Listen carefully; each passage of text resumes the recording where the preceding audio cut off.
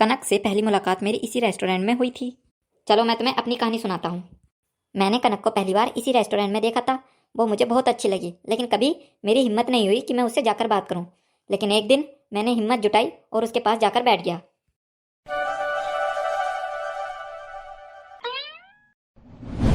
हाय। Hello. मैं जानती हूँ तुम यस हो, एक आईटी कंपनी में काम करते हो और पिछले कुछ दिनों से मेरा पीछा भी कर रहे हो। तुम्हें ये सब कैसे पता? वो मेरा सीक्रेट है। वैसे भी बैठो, कॉफ़ी पीते हैं। अरे नहीं नहीं, मैंने अभी कॉफ़ी ही पी है। आज मैं बहुत खुश हूँ कि मैंने आज आपसे बात कर ही ली। आपको मैं पसंद हूँ? कल बताऊँगी। कल कहाँ पर मिलोगी? यहीं पर मिलेंगे कल इसी टाइम। तो अपना नंबर तो देती जाओ। कल मिलेंगे तब देती हूँ। मुझे लगा कि तुम नहीं आओगी। अरे कैसे नहीं आऊँगी, तुमसे मिलना जो था। और बताओ आज आपको कैसा लग रहा है? मैं आज यही सोचकर बहुत खुश हूँ कि आप मुझसे मिलने आई हो। आज तो आप अपना नंबर दे दोगी? तुम मुझे अपना नंबर दो, मैं तुम्हें कॉल करती हूँ। ओके, ये लो नंबर। मुझे अब जाना होगा। इतनी जल्दी? हाँ, वो मेरे परिवार की पाबंदी है, मेरा बड़ा भाई है। चलो मैं चलती हूँ। कल इसी रेस्टोरेंट में मिलेंगे। यार तुम अपने बड़े भाई से झूठ बोल दो ना कि तुम अपनी सहेली की शादी वगैरह में हो। नहीं, मैं ये नहीं कर सकती। भैया यहाँ आ जाएंगे और फिर सब गड़बड़ हो जाएगा। ठीक है, बाय बाय। एक दिन कनक को मैं बिना बताए उसके घर गया। उस दिन उसका बर्थडे था। मैंने जैसे ही उसके घर की डोरबेल बजाई, दरवाजा धीरे धीरे खुला। जन्मदिन मुबारक हो कनक। मैं कनक नहीं हूँ। अरे क्या मजाक कर रही हो? अरे बोला ना मैं कनक नहीं हूँ। अच्छा ठीक है, मुझे गले तो लगा लो। एक चाटा मारूंगा, दीवार में मुंडी घुस जाएगी। कितनी बार बोलूं मैं कनक नहीं हूँ, कनक नहीं हूँ। मैं कविराज हूँ, उसका बड़ा भाई। क्या? तुम्हारे मजाक से मुझे डर लगने लगा है। तुम चाहते हो कि मैं तुम्हें धक्के मार के बाहर निकालूं? ठीक है, मैं जाता हूँ। कल उसी रेस्टोरेंट में मिलेंगे।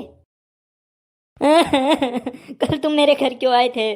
कनक ये सब क्या है? तुम घर चलो, मैं तुम्हें सब बताती हूँ। नहीं, मुझे यहीं पर बताओ। अरे नहीं नहीं, घर तो चलो। ठीक है। अब बताओ कनक, क्या बात है? ये उस समय की बात है जब मैं और मेरा बड़ा भाई कविराज एक पहाड़ पर गए थे। हम दोनों लगभग 14-15 साल के थे और मुझे ऊंचाई से बड़ा डर लगता था। मैं घबराई हुई थी। भैया ने मुझे डराने के लिए भौं किया और पहाड़ की चोटी से मेरा संतुलन बिगड़ गया। मैं उस पहाड़ से गिरने ही वाली थी कि भैया ने मेरा हाथ थाम लिया और मुझे ऊपर खींच लिया और फिर खुद पहाड़ में गिर गए और उनकी मौत हो गई। और उस दिन से उनकी आत्मा रोज शाम को 7 बजे मेरे शरीर में घुस जाती है।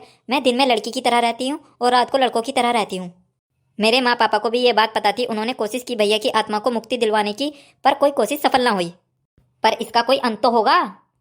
पूर्णिमा की रात को भैया की आत्मा मेरे शरीर में नहीं घुस सकती। उस रात को हम दोनों को पुराने मंदिर जाकर भैया की आत्मा को मुक्ति दिलानी पड़ेगी। ये इतना मुश्किल तो नहीं लग रहा। मुश्किल ये है कि भैया मुझे उस रात घर से बाहर जाने ही नहीं देते। इस बार मैं तुम्हें ले जाऊंगा उस पुराने मंदिर में। क्या तुम्हारा भाई मुझे तुम्हें यहाँ से ले जाने देगा? ये बात तुम पंडित जी से जाकर पूछो। पंडित जी, ये बात है, इस मुश्किल का कोई समाधान बताओ। बेटा मुश्किल है पर नामुमकिन नहीं। ये भोलेनाथ की विभूति है, अघोरियों की तपस्या से सिद्ध है। इसके सामने वो दुश्मन कुछ भी नहीं कर पाएगा। ये तुम अपने शरीर पर लगा लेना और उसके शरीर पर भी लगा देना।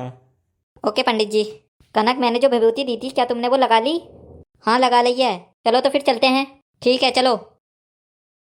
पंडित जी, मुझे लग रहा है कि भैया हमारा पीछा कर रहे हैं। तुम घबराओ मत, वो हमारा कुछ भी नहीं कर सकते।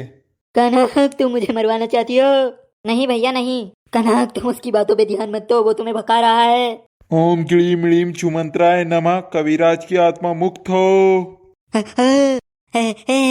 मैं जा रहा हूँ कनक, तुम्हें छोड़कर। बेटा तुम्हारे भैया वहां चले गए जहां उन्हें होना चाहिए था। Thank you Pandit ji, thank you. उस दिन के बाद मेरी बीवी को कभी भी उसके भाई ने परेशान नहीं किया।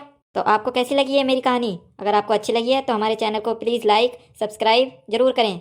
सब्सक्राइब CNS के चैनल और कमेंट में बताओ आपको ये कहानी कैसी लगी। अगर आप चाहते हो कि आपकी कोई कहानी ऐसे मैं वीडियो में बनाऊं तो आप हमें कमेंट में अपनी कहानी लिखकर भेज दीजिए।